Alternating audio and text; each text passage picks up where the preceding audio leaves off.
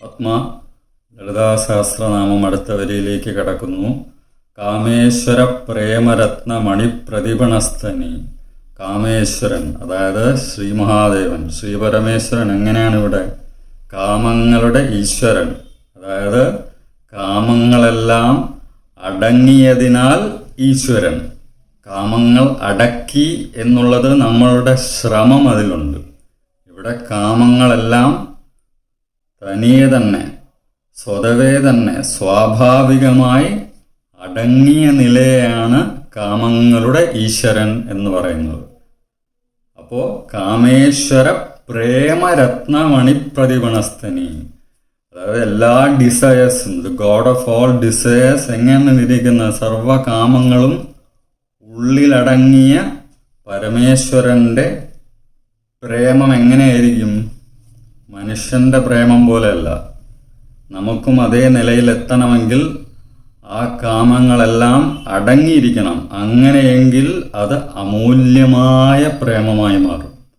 അതിനൊരു ഈട് വയ്ക്കാനേ ഒന്നും ഉണ്ടാവില്ല, ഒരു മൂല്യം പറയാനാകില്ല. അങ്ങനത്തെ പ്രേമം രത്നമണി, രത്നങ്ങളെക്കാൾ മൂല്യമുള്ള, മണികളെക്കാൾ. മണി എന്നുദ്ദേശിക്കുന്നത് എന്താണ്? നമ്മളുടെ ചക്രങ്ങളെയാണ്. അത്ര കണ്ട് ആഴത്തിലുള്ള പ്രേമമായി മാറും. അങ്ങനെയാണ് ഇപ്പോൾ ഇവിടെ കാമേശ്വരൻ്റെ പ്രേമം. അതെങ്ങനെയാണ്? പ്രതിപണസ്തനി, അമ്മയുടെ സ്തനങ്ങൾ.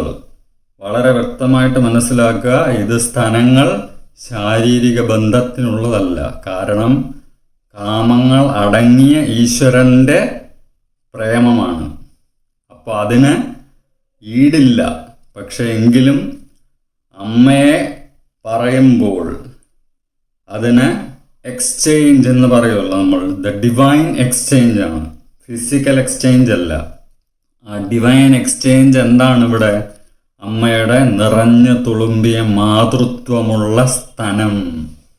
ആ സ്തനം ഇവിടെ അമ്മ എക്സ്ചേഞ്ച് ചെയ്യുന്നു. അതായത് തൻ്റെ മാതൃത്വത്തെയാണ് കൊടുക്കുന്നത്, കാമത്തിനല്ല. അത് ലസ്റ്റ് അവിടെ നില്ലാണ്. ലസ്റ്റ് ഈസ് നിൽ. അപ്പോൾ ഇപ്പോൾ ഡിവൈൻ മദറായി മാറി അമ്മ. അപ്പോൾ കാമേശ്വര പ്രേമരത്ന മണി പ്രതിപണസ്തനി നാഭ്യാലവാല ലോമാളി ലതാഫല കുജത്വയി. നാഭ്യാല, നാഭി എന്നാൽ നമുക്കറിയാം നേവൽ, നമ്മുടെ പൊക്കിൾ. നാഭി ഇവിടെ എന്തായി മാറുന്നു? മണിപൂര ചക്രം, അതാണ് മണി. ആവാല അല്ലെങ്കിൽ അവാല എന്തായിട്ട് മാറും? ഒരു മരത്തിന് ചുവടിലെ തളമുണ്ടല്ലോ, ബേസ്. ആ ബേസിനെയാണ് അവാല എന്ന് പറയുന്നത്. അവിടെ എന്തായിട്ട് മാറുന്നു? ഇവിടെ അത് ഹൃദയമായിട്ട് മാറുന്നു, നമ്മുടെ അനാഹത ചക്രമായി മാറുന്നു. സ്ഥാനം എന്തായിട്ട് മാറുന്നു? നമ്മളുടെ ധ്യാനത്തിൻ്റെ, നമ്മളുടെ സാധനയുടെ, ഉപാസനയുടെ ഫ്രൂട്ടായി മാറുന്നു. The fruit of meditation, the fruit of liberation and wisdom. അതാണ് അമ്മയുടെ സ്തനമായി ഇവിടെ പറയുന്നത്. അപ്പോൾ മരത്തിന് ചുവട്ടിനെ ആ തളത്തിൽ നിന്നും ഒരു മുടിയിഴ പോലെ വള്ളികൾ മുകളിലേക്ക് പടരും. അതാണ് ലതാഫല കുജദ്വയി, നമ്മളുടെ കുണ്ടലിനി ശക്തിയെയാണ് പറയുന്നത്.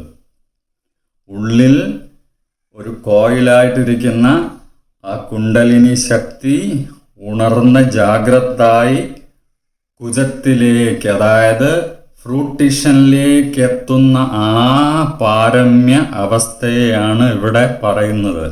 ഒട്ടും സെക്ഷുവലി അല്ല ഇവിടെ പറയുന്നത്. ആ ഒരു അർത്ഥത്തിൽ ഫിസിക്കലി എടുത്താൽ ഇത് ഇവിടെ കഴിഞ്ഞു. അപ്പോൾ ഇവിടെ കാമങ്ങളുടെ ഈശ്വരൻ, കാമങ്ങൾ അടങ്ങിയതിനാൽ ഈശ്വരനാകുന്നു. അതിനാൽ ആ പ്രേമം അമൂല്യമാകുന്നു, രത്നത്തെക്കാൾ മണിയായി മാറുന്നു, നമ്മളുടെ ചക്രങ്ങളായി മാറി ഉള്ളിലുള്ള കുണ്ടലിനി ഉണർന്ന് സ്തനമായി, അതായത് അമ്മയുടെ മാതൃത്വത്തിലേക്ക്, ഫ്രൂട്ട് ഓഫ് ലിബറേഷനായിട്ട് മാറുന്ന അവസ്ഥയാണ് ഈ വരികളിൽ പറയുന്നത്. കാമേശ്വര പ്രേമരത്നമണി പ്രതിപണസ്തനീ നാഭ്യാലവാലരോമാളി ലതാഫലകുചദ്വയീ. ശാന്തി ശാന്തി ശാന്തി. അമ്മേ ശരണം.